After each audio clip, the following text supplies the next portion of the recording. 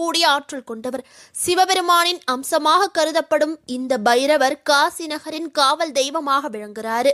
நவகிரகங்களையும் நட்சத்திரங்களையும் கட்டுப்படுத்துபவரே இந்த கால பைரவர் தான். சனீஸ்வர பகவானுக்கே குருவாக திகழ்பவர்.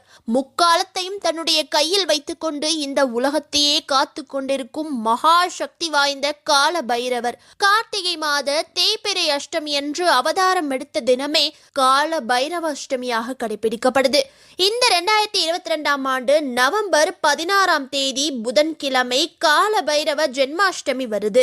சிவனின் அம்சமாக இந்த பூலோகத்தில் அவதரித்த கால பைரவர் பிறந்த தேய்பிறை அஷ்டமி தினத்தன்று நாம் எந்த வரங்களை அவரிடம் கேட்டாலும் அது உடனே கிடைத்து விடுமா? தெய்வங்கள் நம்மை காக்கும் என்று நினைத்து கோவிலுக்கு சென்று வழிபட்டு வரோம்.